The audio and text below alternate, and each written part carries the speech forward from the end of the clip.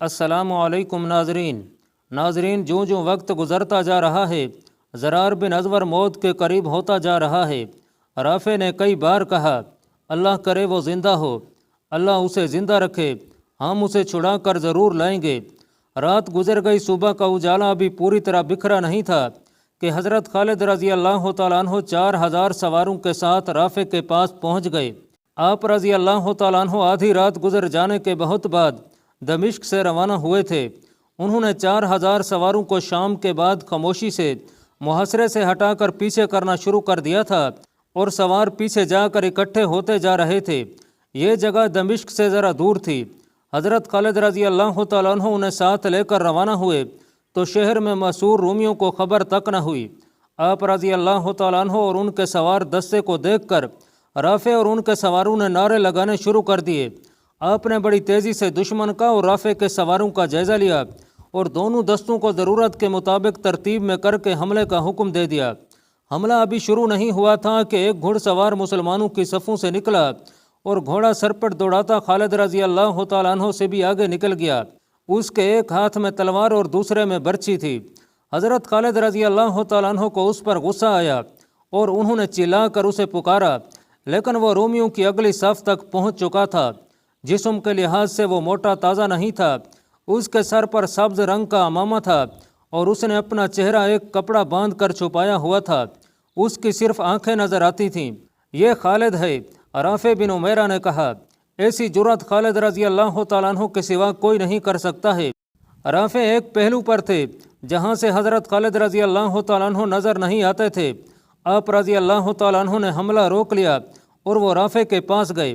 رافع انہیں دیکھ کر حیران ہوئے۔ ابن ولید، رافع نے خالد رضی اللہ تعالیٰ عنہ سے کہا، اگر وہ سوار تو نہیں جو رومیوں پر اکیلا ٹوٹ پڑا ہے تو وہ کون ہے؟ میں یہی تجھ سے پوچھنے آیا ہوں۔ حضرت خالد رضی اللہ تعالیٰ عنہ نے کہا، میں نے ابن ازور کو یہی حرکت سے روکا تھا۔ وہ دیکھ ابن ولید، رافع نے کہا، وہ جو کوئی بھی ہے ذرا دیکھ۔ وہ جو کوئی بھی تھا مسلمانوں کو بھی اور رومیوں کو بھی حیران کر رہا تھا۔ جو رومی اس کے سامنے آتا تھا وہ اس کی برچھی یا تلوار کا شکار ہو جاتا تھا۔ یہ سوار کہیں رکتا نہیں تھا۔ ایک ہاتھ میں تلوار اور دوسرے ہاتھ میں برچھی ہونے کے باوجود اس نے گھوڑے کو اپنے قابو میں رکھا ہوا تھا۔ ایک رومی کو گرا کر وہ دور چلا جاتا، کوئی اس کے تعاقب میں جاتا تو یہ سوار یک لخت گھوڑے کو روک کر یا گھما کر اپنے تعاقب میں آنے والے کو ختم کر دیتا۔ حضرت خالد رضی اللہ تعالیٰ عنہ بھی دم بخود ہو گئے تھے۔ ایک بار رومیوں کو گرا کر اس نے گھوڑا دور سے موڑا تو حضرت خالد رضی اللہ تعالیٰ عنہ کے قریب سے گزرا۔ آپ رضی اللہ تعالیٰ عنہ نے چلا کر اسے رکنے کو کہا، لیکن سوار نہ رکا۔ دیکھنے والوں کو اس کی صرف آنکھیں نظر آئیں۔ اس کی تلوار اور اس کی برچھی کی انی خون سے سرخ ہو گئی تھی۔ وہ ایک بار پھر رومیوں کی طرف جا رہا تھا۔ ابن ولید، رافع نے کہا، تو حملے کا حکم کیوں نہیں دیتا؟ خدا کی قسم یہ جنگ اس اکیلے سوار کی نہیں ہے۔ مجاہدین اس سوار کی حیرت ناک شجاعت کو دیکھ کر جوش سے پھٹ رہے تھے اور وہ بھی حملے کا مطالبہ کر رہے تھے۔ حضرت خالد رضی اللہ تعالیٰ عنہ نے حملے کا حکم دے دیا۔ اب مجاہدین اسلام نے جو حملہ کیا تو یہ ایسے غضبناک سیلاب کی مانند تھا جو بند توڑ کر آیا ہو۔ اس ایک پراسرار سوار نے مجاہدین کے لشکر میں قہر بھر دیا تھا۔ مجاہدین نے حضرت خالد رضی اللہ تعالیٰ عنہ کی بتائی ہوئی ترتیب سے حملہ کیا، لیکن وہ سوار اپنے لشکر سے الگ تھلگ اپنی طرز کی لڑائی لڑتا رہا۔ حضرت خالد رضی اللہ تعالیٰ عنہ اس تک پہنچنے کی کوشش کر رہے تھے، لیکن وہ تو جیسے پاگل ہو چکا تھا یا وہ خودکشی کے انداز سے لڑ رہا تھا۔ ایک بار پھر وہ خالد رضی اللہ تعالیٰ عنہ کے قریب سے گزرا۔ رک جائے جان پر کھیلنے والے، حضرت خالد رضی اللہ تعالیٰ عنہ نے بلند آواز سے کہا، کون ہے تو؟ سوار نے گھوڑا ذرا روکا۔ آپ رضی اللہ تعالیٰ عنہ کی طرف دیکھا اور اس نے گھوڑے کو ایڑ لگا دی۔ آپ نے اپنے 2 محافظوں سے کہا کہ اس سوار کو گھیر کر لے آئیں ورنہ یہ مارا جائے گا۔ دیکھو یہ تھک بھی گیا ہے۔ دونوں محافظوں نے گھوڑے دوڑا دیا اور اسے جا لیا۔ کیا تو نے سنا نہیں؟ سالار اعلیٰ نے تجھے بار بار پکارا ہے، ایک محافظ نے اسے کہا۔ سوار محافظوں کو چپ چاپ دیکھتا رہا۔ سالار اعلیٰ تجھ سے خفا نہیں ہیں، دوسرے محافظ نے کہا، آ اور اس سے خراج تحسین وصول کر۔ سوار نے ایک بار پھر گھوڑے کا رخ دشمن کی طرف کر دیا، لیکن اس سے پہلے کہ وہ ایڑ لگاتا ایک محافظ نے اپنا گھوڑا اس کے آگے کر دیا اور دوسرے نے اس کی لگام پکڑ لی۔ عجیب بات تھی کہ سوار نے کوئی بات نہ کی اور نقاب سے اس کی صرف آنکھیں نظر آتی رہیں۔ محافظ اسے اپنے ساتھ لے گئے اور حضرت خالد رضی اللہ تعالیٰ عنہ کے سامنے جا کھڑا کیا۔ اس نے برچھی اور تلوار سے اتنے زیادہ رومیوں کو ہلاک کیا تھا کہ دونوں ہتھیار پورے کے پورے لال ہو گئے تھے اور ان سے خون بہہ بہہ کر اس سوار کے ہاتھوں تک چلا گیا تھا اور کپڑوں پر بھی چھینٹے پڑے تھے۔ حضرت خالد رضی اللہ تعالیٰ عنہ نے اس کی آنکھوں میں دیکھا تو اس نے نظریں جھکا لیں۔ آنکھوں سے تو نو عمر لڑکا لگتا ہے۔ حضرت خالد رضی اللہ تعالیٰ عنہ نے کہا، تو نے اپنی شجاعت کا سکہ میرے دل پر بٹھایا ہے، تیری قدر میرے سوا اور کوئی نہیں کر سکتا۔ خدا کی قسم میں تیرا چہرہ دیکھوں گا اور تو بتا کہ تو کون ہے۔ تو میرا امیر ہے اور میرا سالار ہے۔ سوار نے کہا، اور تو میرے لیے غیر مرد ہے، میں تیرے سامنے اپنا چہرہ کیسے بے نقاب کر دوں؟ جسے تو میری شجاعت کہتا ہے، یہ ایسا اشتعال اور غصہ ہے جو میرے اختیار سے باہر ہے۔ تجھ پر اللہ رب العزت کی رحمت ہو۔ حضرت خالد رضی اللہ تعالیٰ عنہ نے اس سوار کی بات سن کر کہا، کس کی بیٹی ہے تو؟ میں ازور کی بیٹی خولا رضی اللہ تعالیٰ عنہ ہوں۔ اس نے جواب دیا، زرار بن ازور کی بہن؟ حضرت خالد رضی اللہ تعالیٰ عنہ نے کہا، خدا کی قسم۔ خولا بنت ازور نے کہا، میں اپنے بھائی کو رومیوں کی قید سے چھڑا کر دم لوں گی۔ خوش نصیب ہے ازور جس کے گھر میں زرار جیسے بیٹے اور خولا جیسی بیٹی نے جنم لیا ہے۔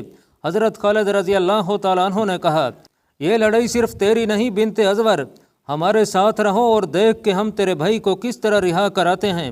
اس دور میں عورتیں بھی اپنے خامدوں اور بھائیوں کے ساتھ میدان جنگ میں جایا کرتی تھیں۔ خولا رضی اللہ تعالیٰ عنہ اپنے بھائی زرار رضی اللہ تعالیٰ عنہ کے ساتھ آئی تھیں۔ انہیں پتہ چلا کہ ان کے بھائی کو رومیوں نے قید کر لیا ہے تو انہوں نے اسے ذاتی جنگ سمجھ لیا۔ سپہ سالار خالد رضی اللہ تعالیٰ عنہ کی بھی پرواہ نہ کی اور رومیوں پر ٹوٹ پڑیں۔ عورتیں اور بچے دمشق کے مضافات میں تھے۔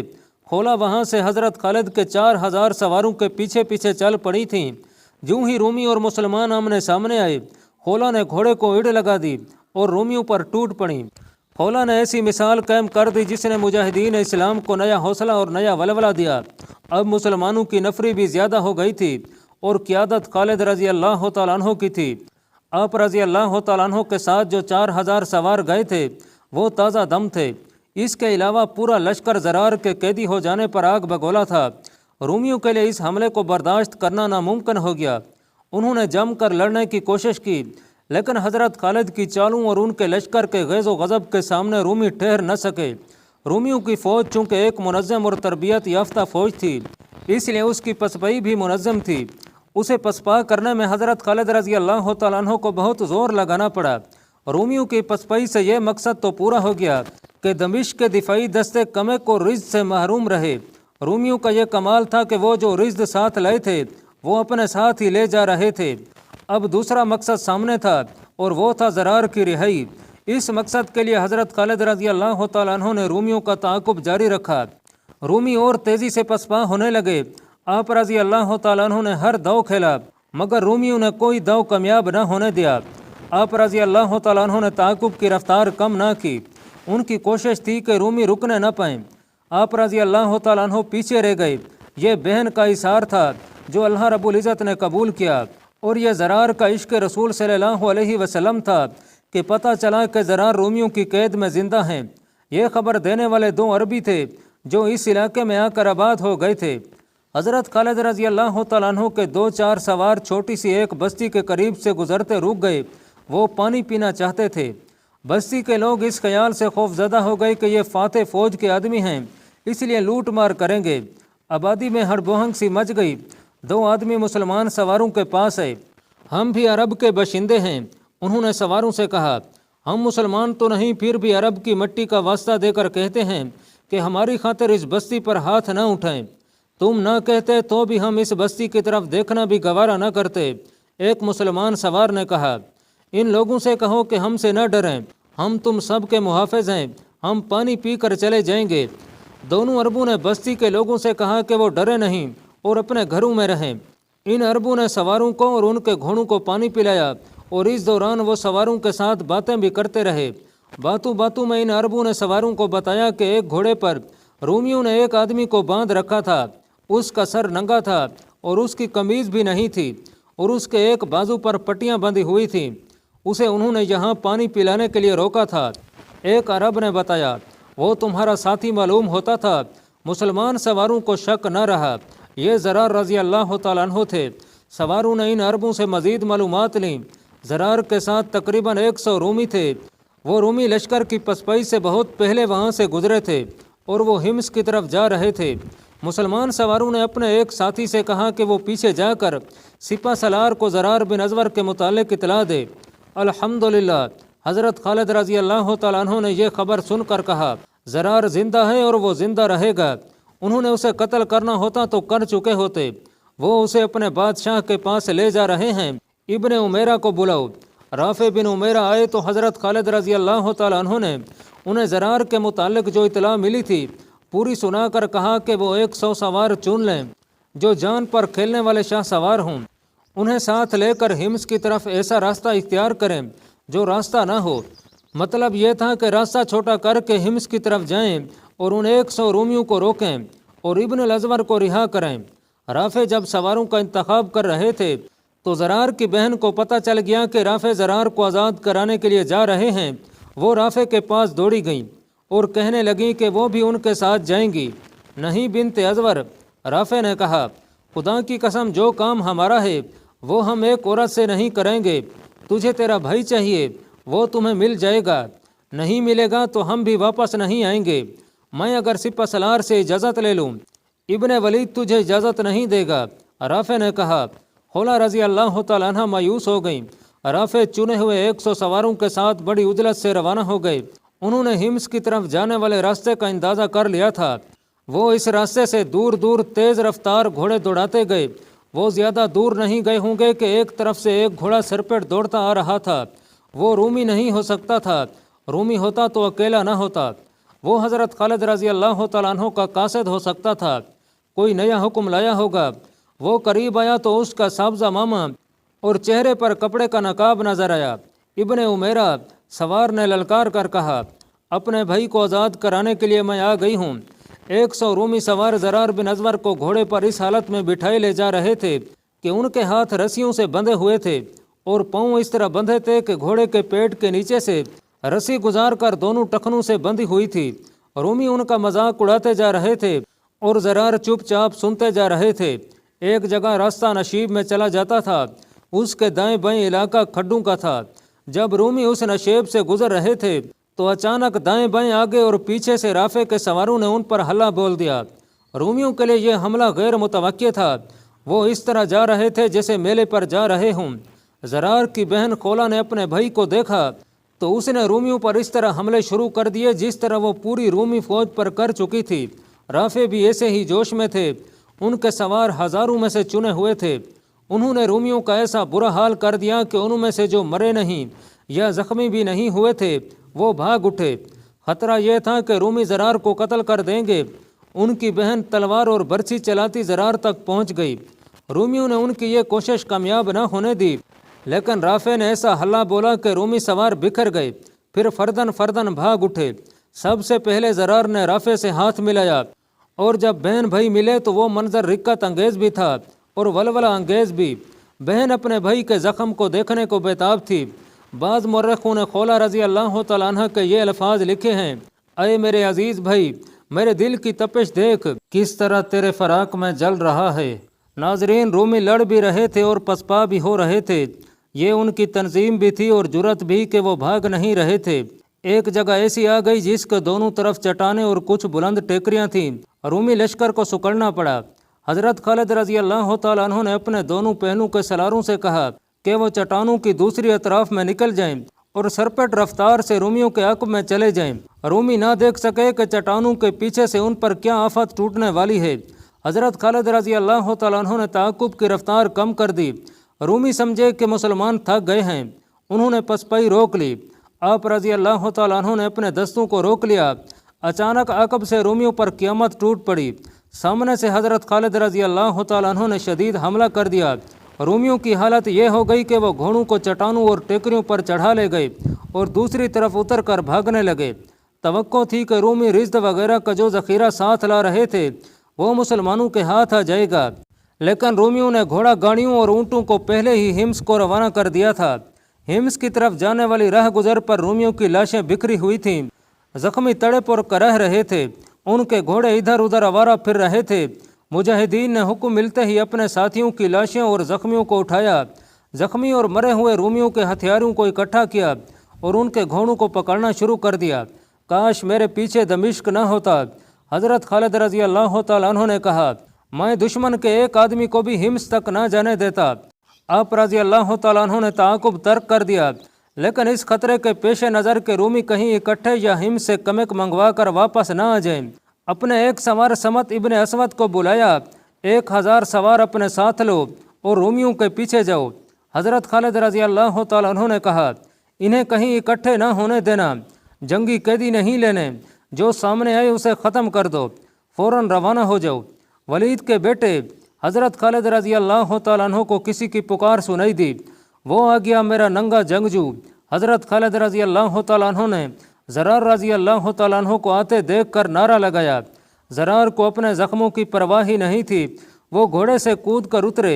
हज़रत खालिद रज़ी अल्लाह तआला अन्हु भी घोड़े से उतरे और तारीख़ इस्लाम के दो अजीम मुजाहिद एक दूसरे के बाजू में जकड़े गए। खौला रज़ी अल्लाह तआला अन्हु घोड़े पर सवार थीं। खुदा की कसम इब्न अज़वर हज़रत खालिद रज़ी अल्लाह तआला अन्हु ने कहा, तेरी बहन ने तेरी खातिर मेरा भी मुंह फेर दिया था, इस बहन पर अल्लाह की रहमत हो। ज़रार रज़ी अल्लाह तआला अन्हु ने कहा, तू मुझे बता मैं क्या करूं? क्या तू महसूस नहीं कर रहा कि तुझे अभी आराम करना चाहिए? हज़रत खालिद रज़ी अल्लाह तआला अन्हु ने कहा, पहले जराह के पास जा और उसे अपने ज़ख्म दिखा। ज़रार बिन अज़वर जराह के पास तो चले गए, लेकिन पट्टियां बंधवा कर आ गए। सलार समद बिन असवद रोमियों के ताक़ुब में गए। रोमी बुरी तरह भागे जा रहे थे। उनकी आधी नफरी तो लड़ाई और पसपई में ख़त्म हो गई थी और बाकी निस्फ बिखर गई थी। समत जब हिम्स के करीब पहुँचे तो देखा कि रूमी हिम्स के किले में दाखिल होते जा रहे हैं। उस दौर में हिम्स एक किला बंद कस्बा हुआ करता था। समत वहाँ जाकर रुक गए। उन्हें मालूम नहीं था कि किले के अंदर कितनी फ़ौज है। फिर भी उन्होंने अपने 1000 सवारों को किले के इर्द गिर्द इस अंदाज से दौड़ाया जैसे वो मुहासरा करना या किले पर हमला करना चाहते हों। किले का दरवाज़ा खुला और 3-4 आदमी जो फौजी नहीं थे बाहर आए। वो रूमी नहीं मकामी बाशिंदे थे। सलार समत इब्न असवद ने उन्हें अपने पास बुलाया, क्यों आए हो? आपने पूछा, अमन और दोस्ती का पैगाम लेकर आए हैं। रूमी मज़ीद लड़ाई नहीं चाहते। क्या तुम्हारा शहनशाह हरकल भी मज़ीद लड़ाई नहीं चाहता? आपने पूछा, हम शहनशाह रोम की तर्जमानी नहीं कर सकते। हिम्स के एक शहरी ने कहा, हम ये पैगाम लाए हैं कि हिम्स वाले नहीं लड़ना चाहते। आप जिस कदर सामान खुर्द नोश चाहते हैं हमसे ले लें। आप जितने दिन भी यहाँ क़याम करना चाहते हैं करें। आपकी फ़ौज और घोड़ों को खुराक हम मुहैया करेंगे। किसी भी तारीख़ में नहीं लिखा कि सलार समत ने हिम्स में रूमियों से सुलह की क्या शराइत मनवाई थी। वो वापस आ गए। हज़रत खालिद रज़ी अल्लाह तआला अन्हु अपने लश्कर के साथ दमिश्क जा चुके थे। मौरख लिखते हैं कि आप रज़ी अल्लाह तआला अन्हु जब दमिश्क पहुँचे तो शहर के अंदर मायूसी और खौफ व हिरास की लहर दौड़ गई। शहर वालों को पहले ये इतला मिली थी कि इंताकिया से कमक को रिज़ आ रही है। अब उन्हें इतला मिली कि कमक को मुसलमानों ने रास्ते में ख़त्म कर दिया है। अल्लाह पाक कमी बेशी माफ़ फरमाए। अल्लाह आपका हामी व नासिर हो।